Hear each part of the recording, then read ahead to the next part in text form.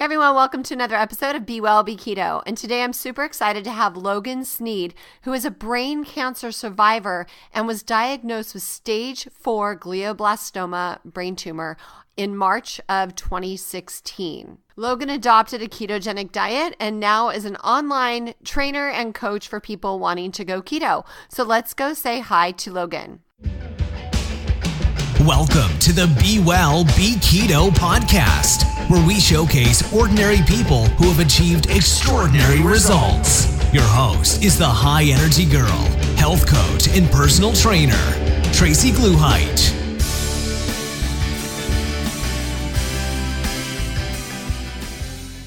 If there is a way that you could literally turn back the hands of time, have a better mood, more energy, libido, greater muscle tone, improved memory, healthier hair, skin, nails. I know I want healthier skin. Lose the chicken neck.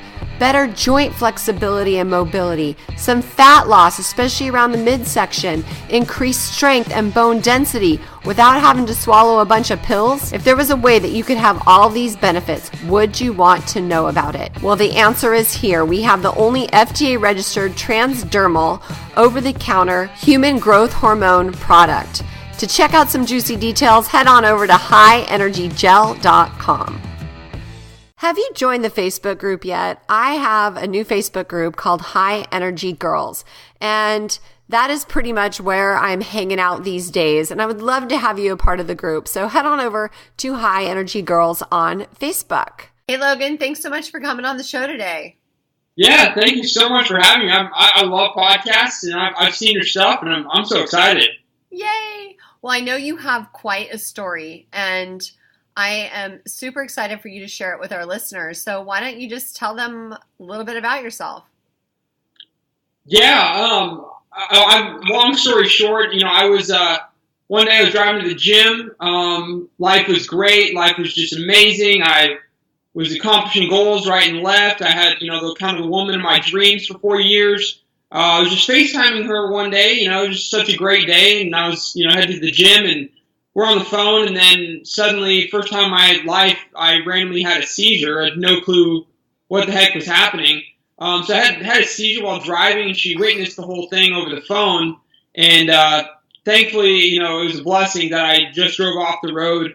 And I don't remember anything other than just waking up in the hospital. And from then on out, it became a, like a we need to figure out what happened sort of thing. And so they said, we have no clue what this is. Are you on any drugs? And, of course, they had to test it. And I was like, no, I'm not. And they're like, okay, well, something's up here. And so we scanned my head, and they said that there was something in my brain. And they called it a mass at the time. And had to do some further analyzation. And then they said, okay, this is something in there that we have to get it removed. And so found out I had to have brain surgery. And, of course, that wasn't, the best news ever. And from then it was like, okay, well who's going to do the brain surgery? Because obviously that's a pretty big thing to just do. It's not like you're getting ankle surgery or anything. And so first brain surgeon I went to, he said, hey, Logan, good to meet you. But so after the surgery, you probably won't be able to speak, and you probably won't be able to hear. So I really had no clue what to think. I mean, that was just another thing just shot at me in seconds. Like, well, my last words and last things I'll ever hear are those words, I guess. And we left that surgeon, said we're not going to work with him. Then it was another blessing that came about, and I actually got connected with the top brain surgeon in the world in Houston, Texas, down here. And he said no. He said, with me doing the surgery, that stuff's not going to happen. And so surgery went extremely well. He removed the full tumor. They woke me up in the middle of the surgery to kind of see if I was losing that ability.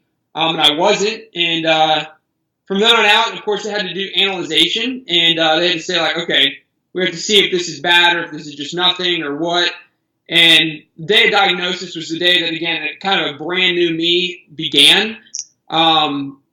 She kind of told me, she said, hey, look, this is a stage 4 glioblastoma brain tumor, and it's kind of known as the worst of the worst. And, of course, I don't know how I'm supposed to say, like, oh, cool, thank you. Like, yeah, I mean, it's good to hear, And so she said, yeah, I'm sorry to tell you, but you have about 1 to 10 years left to live. And I'm like, oh, okay. Of course, I didn't know how to react to that. I didn't say anything because I was just in shock. I mean, when somebody tells me that they are going to predict when I'm going to be dead, I mean, that's kind of a lot. And so from there, I was like, oh, gosh, I mean, what do we even do? And so, of course, that's the questions that I have, that my parents have. What are we going to do? And, she's like, well, I'm sorry, there's really nothing that we can do. I'm like, okay, so, you're telling me there's nothing we can do. Like, why am I even here if there's nothing we can do? I don't get this conversation.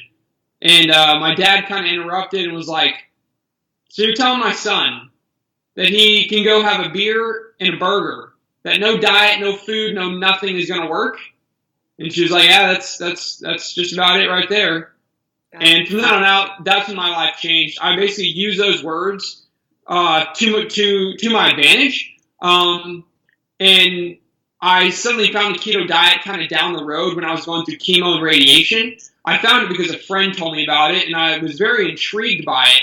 And in that time, I was really wanting to kind of shred down some body fat. And so finding this was like, okay, this can shred some body fat. This can help fight brain cancer. And let me try this. And so, of course, I tried it, and I never turned around, because when a doctor told me that, it gave me so much motivation to prove that wrong and to not lose the battle against her, but lose the battle between me and myself. I always wanted to win the battle.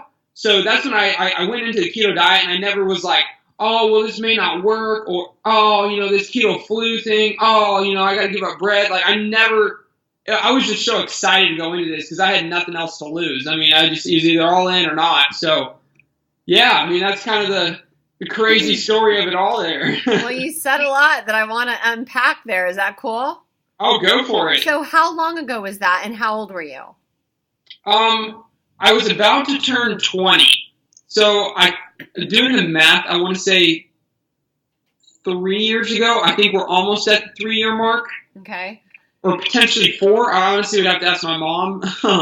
Okay, so I'm guessing you're 22 and you were almost 20, so you were 19, so about 3 years ago. Correct. Okay, so a 19-year-old, they're like, so when she told you the prognosis, that was after your surgery?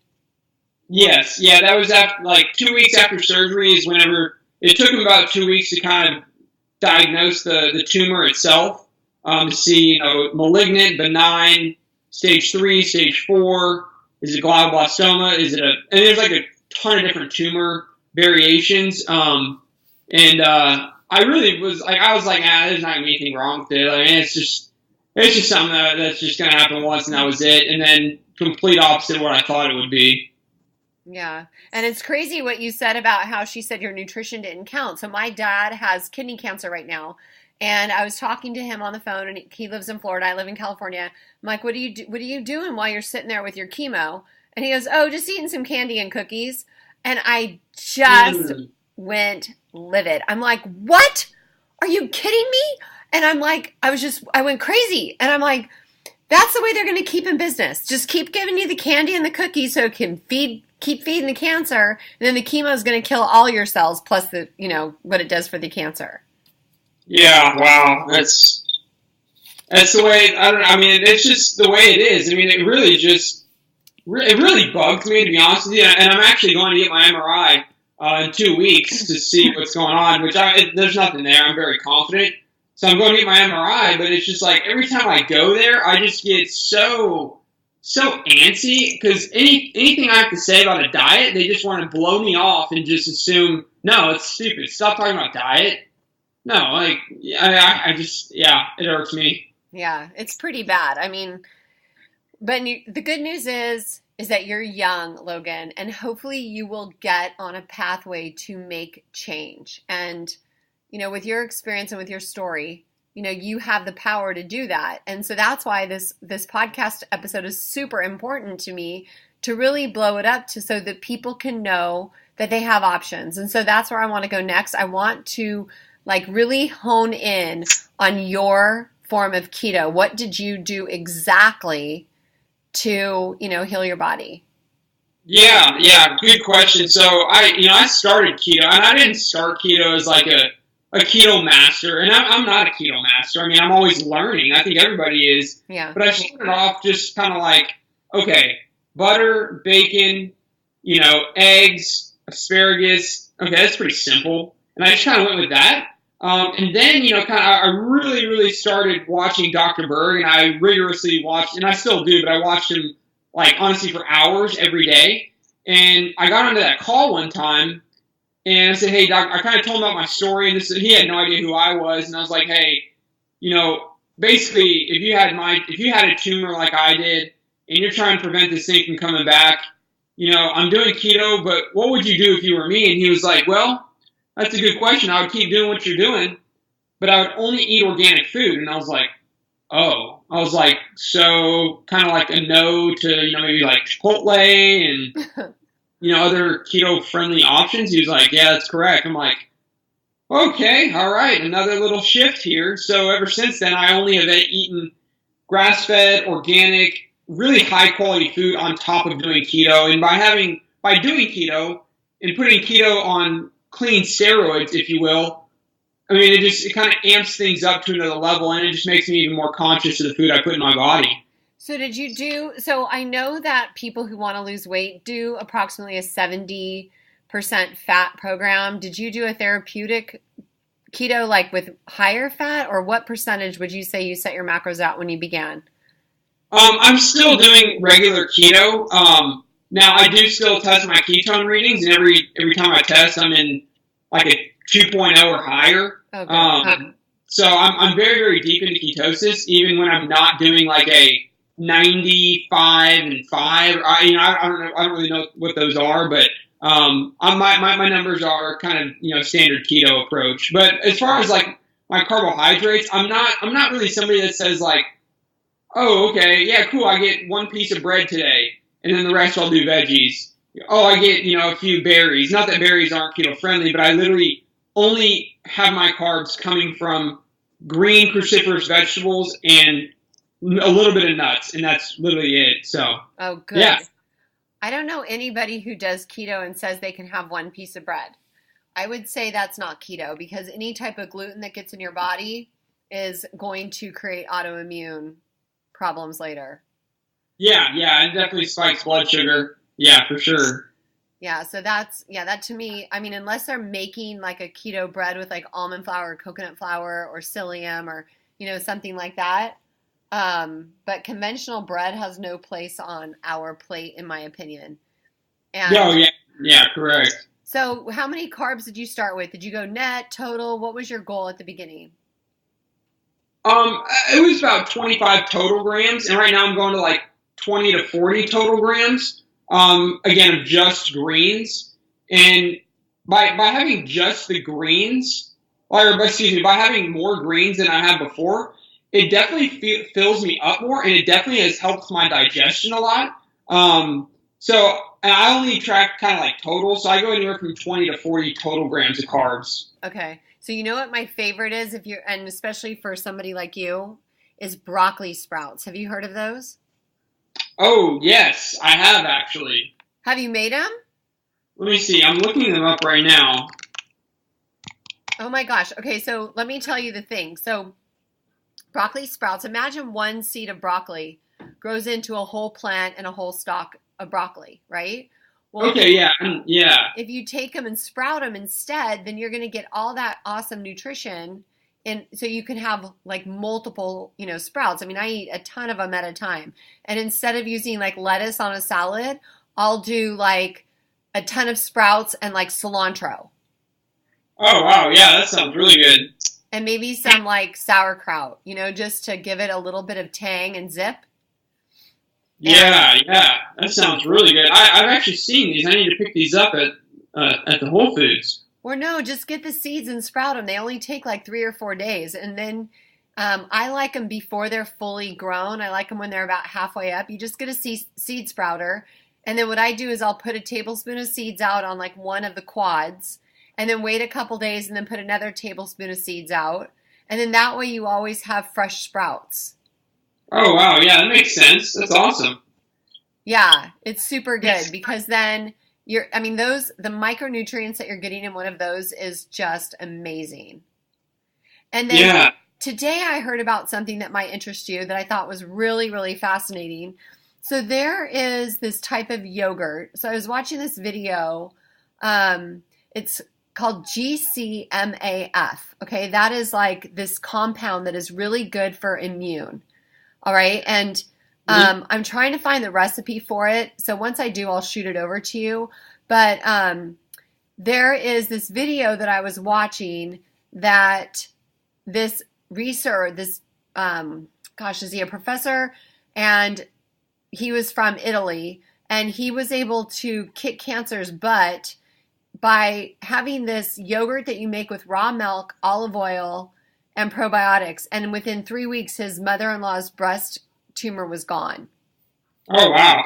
I know that's a lot to say and it's complicated, but I'll shoot you over the information and I'll post a link to it in the show notes. But essentially it's called Gcmaf Yogurt, and you use probiotic powder, colostrum, and or olive oil. I still am not completely clear on the recipe, but I'll send it over to you. But that is supposed to be really, really powerful. Yeah, well, it definitely sounds like it. I'm very, very interested. Do you like yogurt?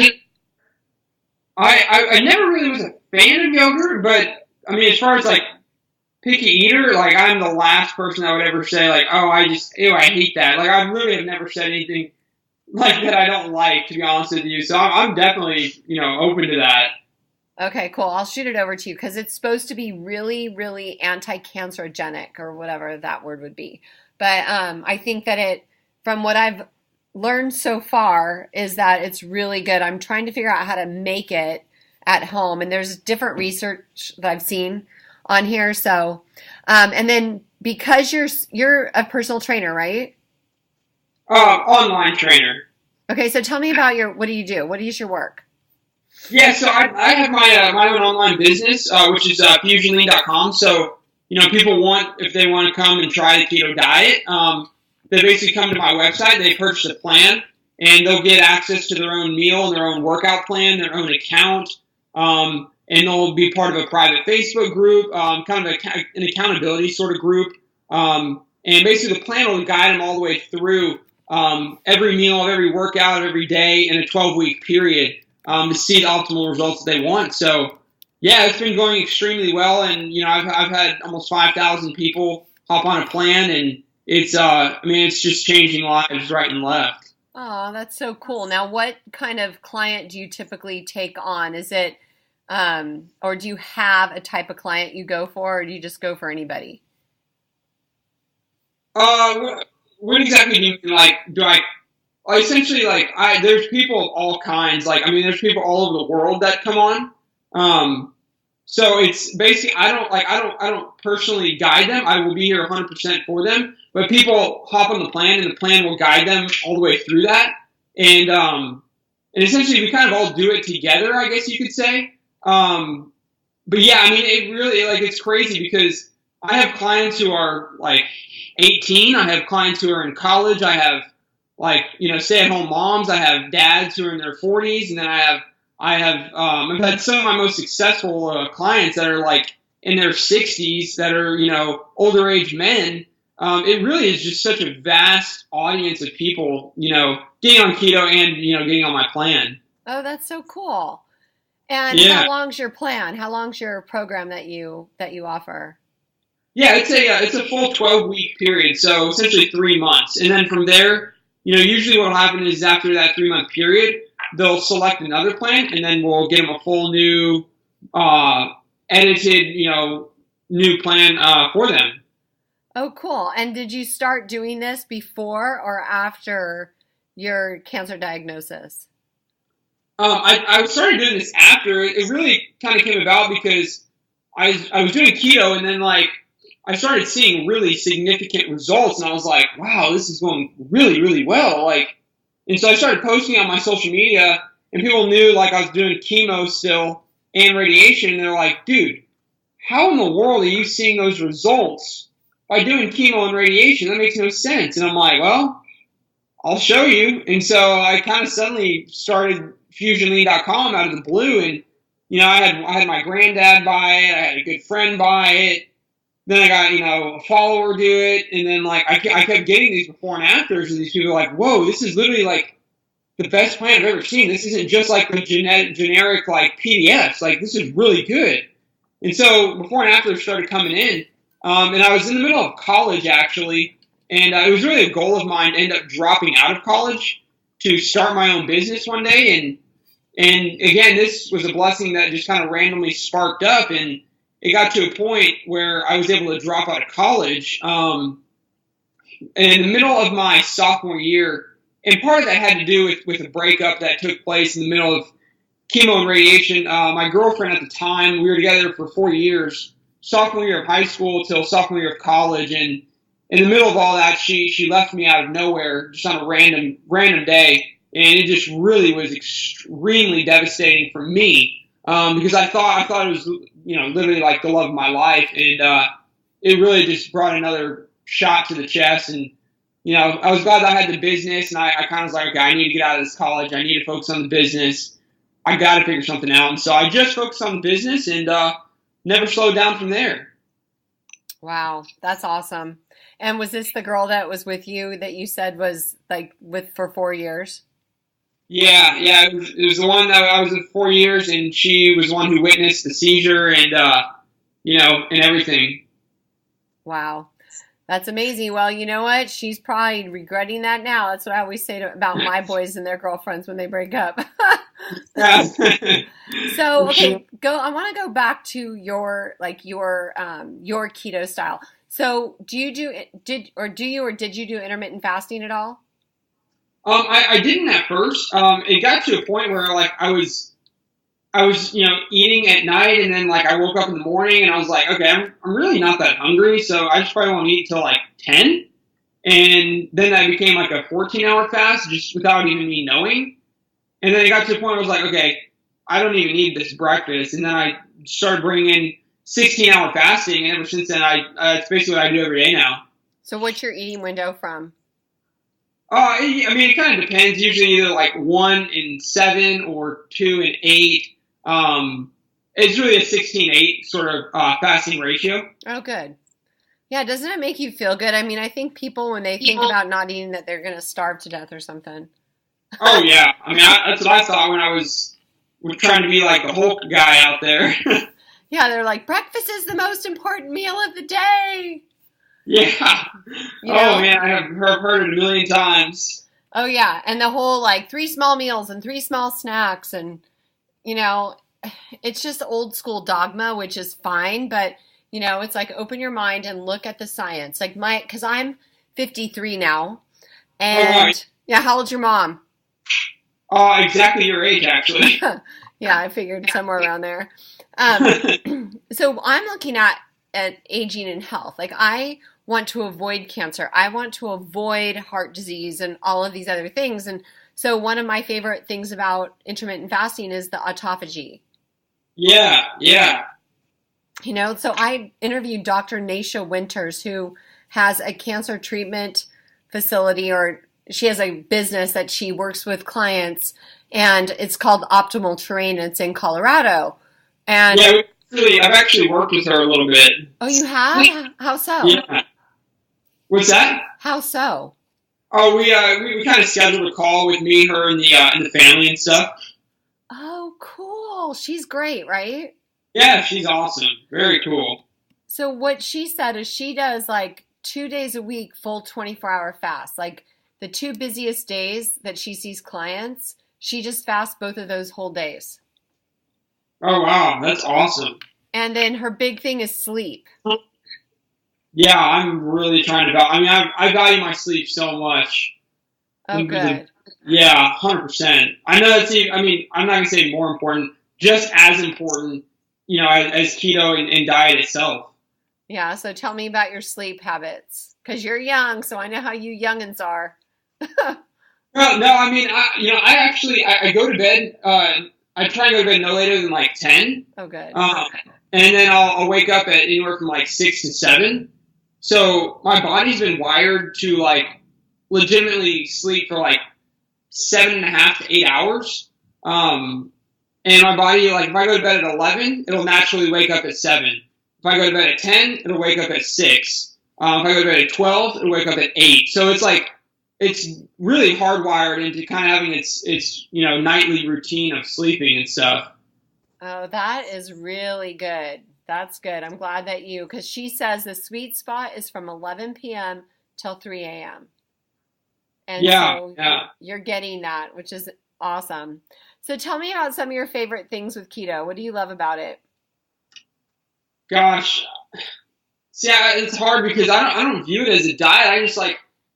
I just love eating just the really delicious eggs and grass-fed steak and just all the delicious food. And then like knowing, okay, basically what I love is like there's so many different varieties, and I love knowing that it's actually good for you, because people like, they love a cheat meal for maybe 20 minutes, and then afterwards they hate themselves, and then they hate the meal, and then they kind of just repeat the process over and over again.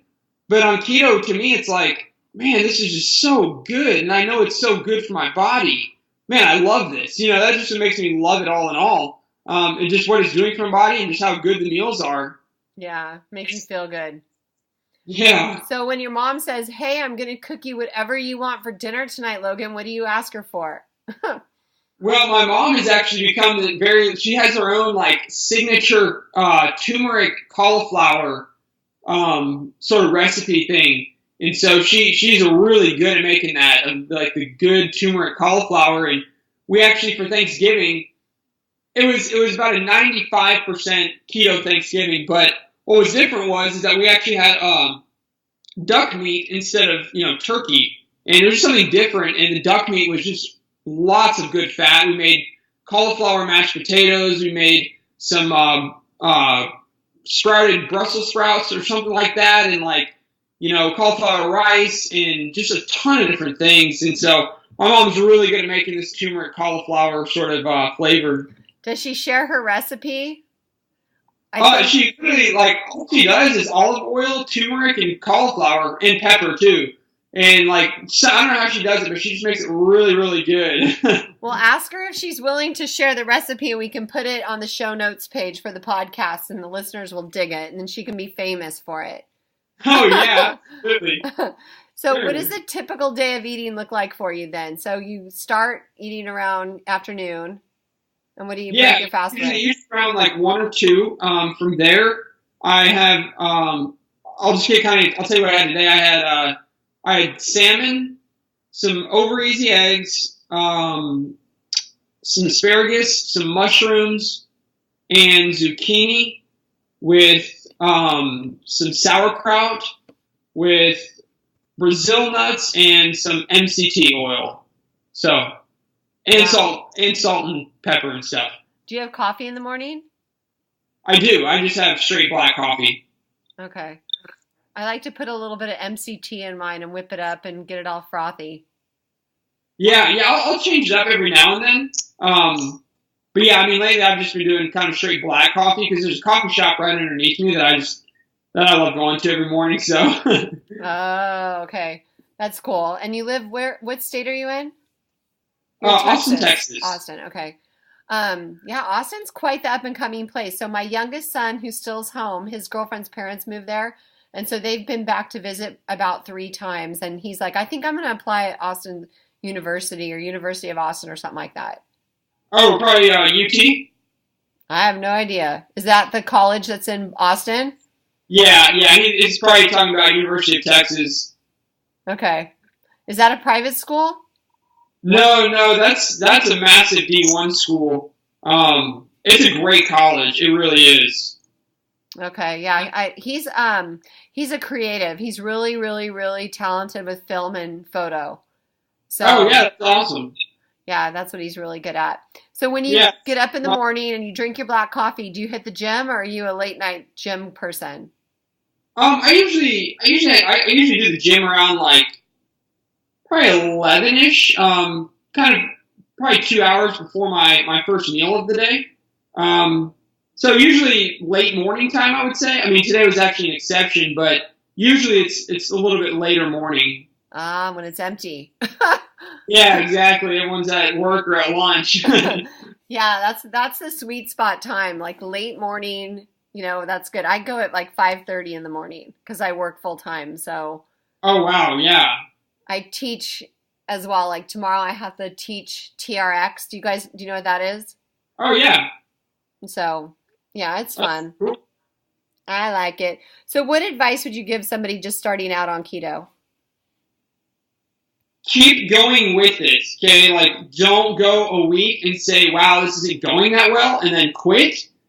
Go through with it for, I would say, at least 30 days. And then and I'm going to kind of, go off of Dr. Berg's kind of, his sort of tip that he put in my video is like, just because you are not seeing, if you are not seeing results in 1 week, do not think that results will not come, because they will come. Because I think people just look at it as like, oh my gosh, I need the results in 2 days like everybody else has it. Understand that it's a slow process and that everyone's body is different, and really go through with it for a certain time and go in with a very open mind, not like don't look at what you can't have, look at what you can have. Like, I can't have the bread, I can't have the pasta, I can't have the oats and the powders, all that sort of stuff. Look at like, oh, I can have some uncured bacon, I can have some delicious eggs and, a keto taco and, keto burger. Like, look at it that way. It's just a whole different perspective. Oh, and it's so good. Like you said, the food, because I was raised like your mom probably, where all that stuff was things we never ate. You didn't eat bacon or avocado or cheese or, full fat mayo. Like, have you ever tried that avocado oil chipotle mayo on your burger? I haven't, but I think I've seen that. Oh my gosh. Like, I mix it with tuna or sardines or put it on top of a burger with like bacon. It's the best. Oh, that does sound good. But we used to think that was all fattening and we never ate it. Like, I would never eat buffalo wings. Are you kidding? Oh, I know. Same here. I mean, it's crazy how completely reversed it's been. Yeah, it's hard for some people to accept, but okay. So are you ready for like the speed round where people kind of get to know you a little bit better? Oh, I love it. Let's do it. Okay. What's your favorite quote? Oh, yes. Great question, because this quote changed my life 100%. And I have it put up in my room, and I literally tell myself this quote every day. It always seems impossible until it is done, by Nelson Mandela. Oh, that's so good. I love it. Favorite book? Oh, gosh. Oh, man. I'm going to say How to Win Friends and Influence People. Andrew Carnegie. Yeah, I'm going to say that. I mean, there's, the book called The One Thing, The Obstacle is the Way, Mastering Fear. I mean, I could go on all day, but they're all great. Yeah, The One Thing, the first line of that book. Do you remember what it says? Oh, I don't know. He who chases two rabbits catches neither. Oh, yeah, that's correct. That's a good quote. Okay, I'm going to skip that one because I'm going to finish with that. How about your guilty pleasure? What do you mean? Not like cheat sort of meal, or? Doesn't matter. It could be anything. Somebody said video games. Somebody said being alone, reading a book. I mean, it's just whatever. Okay. I think I get this question kind of a lot. Like, what do you do for, your hobby or whatever? I mean, my answer is kind of like, I love going out to eat with, good people. And I only eat at certain restaurants. So I love going out to places that I'm eligible to eat at, that has quality food. So I love doing that. I love reading. I read an hour a day every morning. I journal every day. So I would say just kind of the morning time, I would say, is kind of my pleasure. It's like I have my phone off. I journal, I work on a book that I'm kind of writing, and I read, and it's just kind of my own time. So, I love it. What an amazing, mature young man you are. I am impressed. Thank you. That is awesome. I bet your mom is so proud of you. Do you have siblings? I do. I have a brother who's a senior in high school, and then a 5th grade brother. Oh, how fun. So they're nice and spread apart. Yeah, it's pretty. It is definitely pretty spread. Yeah, mine were like, seriously, bam, bam, bam. They were all 3 in high school at the same time. Oh, that's awesome. It was crazy. It's a busy life. What about the last question I have? Well, one of the last for this part is, what are you most grateful for? Gosh, I mean, with the whole thing that's kind of just happened so recently, and just all the things that's happened in my life in such a short time period, I mean, I'm just grateful for the life that I have. I mean, I kind of look at it as like, things can always be worse. Like, I don't care what problem somebody has in their life, it can always be worse. And like, for me, it's like, sure, the whole tumor thing, it sucks. But I've seen people who have a worse tumor than I do, and they can't even get it removed. Like, they just can't do surgery. They have to sit there. And there's really, I mean, they have to give up, or they can do everything they possibly can. And so I'm like, wow, I mean, I got my tumor removed, and I'm just, trying to prevent it from coming back. So I'm just grateful to be here. I mean, I'm just really doing the best I can to, like, live it to the fullest. I know it's so cliche, but I mean, like, that's just what I'm trying to do. So, well, it sounds like you're amazing. Sounds like you're doing it, my dear. It seems amazing. Like, the fact that you read all these wonderful personal growth books and do your journaling. That's when I coach clients. That's what I tell them. Like, 10 pages, 30 minutes a day. Like, read, listen, learn, journal. And you're doing it at such a young age of 22. You're going to have an amazing life. I can't wait to see how far you go. Thank you so much. Yeah, I mean, that's the goal. Is like, I call it, on my YouTube channel, every video I say, helping you create the best version of yourself. And that's my day-to-day approach, is creating the best version of yourself, whether that's physically, mentally, emotionally, spiritually, friend-wise, whatever. There's all different aspects of it. So I appreciate that. Oh, that's so funny that you said that, because that's what I always say, like, in my little ebooks or training, like, make the best version of yourselves possible, because we don't want to look in the mirror and compare ourselves to somebody else. Yeah. Like, the only competition you have is staring at you in the mirror. That's what I meant to say. So how can people find you, Logan? Yeah, my Instagram is Logan_FusionLean. And people can message me all the time. I do everything I can to respond to everybody. And then my YouTube channel is just Logan Sneed. If you just look that up, that's my channel. And then my website is just FusionLean.com. And yeah, I'm always around to help people out in really any way that I can. So, how did you come up with the name Fusion Lean? Oh, good question. I was like, okay, I want to start this business. I was like, okay, well, let me just think of some names here. And the first one I thought of was Fusion Lean. I was like, okay, it's kind of cool. Well, let's go with it. And I never second guessed it. So. Oh, that's awesome. And so it was just meant to be. Yeah, I loved it as soon as I thought of it. And so that's what it is. And how long ago did you start your channel and all that stuff? Oh, the channel's about a year old. And then my Infusion Lean is about 3 years old. Okay. So you've been doing it for a while. What is next for you? Like, it sounded like you said you're working on a book. I am. I'm working on a book, actually. It's kind of my goal one day to write a very, very successful book. And I'm very confident with this book I'm working on. I'm actually about 70 pages in. And basically the book the whole approach to it is showing people, again, that whatever you're going through, you can overcome it, and how you can use things to your advantage. Basically, I don't know if you've read the book, The Obstacle is the Way. It's kind of like a very similar approach of, like, again, it sucks being depressed. It sucks being overweight. It sucks having, a family, a loved one lost or whatever, but you can use things to your advantage. You can learn from it and still create the best version of yourself. So basically, I'm writing my whole story of everything I went through in college, radiation, chemo, the whole shebang. And then basically, kind of the title of this book, I'm kind of debating on titles here, but I'm thinking, everyone says, like, oh, F you cancer, F you, like, I get it, but what I'm thinking of doing is having F you cancer on it, but cross out the F word and put thank you brain cancer. Because of what I've used it to my advantage and where I am in my life because of it. So that's kind of what I'm working on. I do want to be an extremely successful public speaker. I mean, I kind of look up to Tony Robbins. So I have my first pretty big speaking gig, KetoCon, this coming year.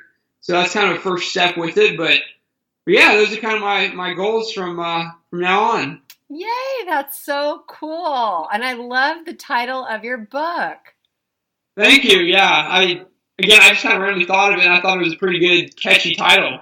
Yeah, I love it. It will be wildly successful, I am sure. So awesome. Well, Logan, I've learned so much, and I'm sure that all of our listeners are going to be really inspired by your story. And I just want to thank you so much for taking time to talk with us today. Yeah, well, thank you so much for having me. I love being on these, and this is a great podcast. One of my favorite that I was on. It's just so simple, amazing, and straight to the point. I love it. So thank you for having me on here. Well, thank you so much. Wow, wasn't that a great show? Logan has such an inspirational story. And if you know anyone who is also struggling with cancer, please share this episode with them. Thanks for listening, and make it a super day. This podcast contains the opinion and thoughts of its host and guests. It is intended to provide helpful and informative material on the subjects covered. All statements made on the podcast have not been evaluated by the FDA and are not intended to diagnose, treat, cure, or prevent disease. If the listener requires professional assistance or advice, please contact your personal medical doctor.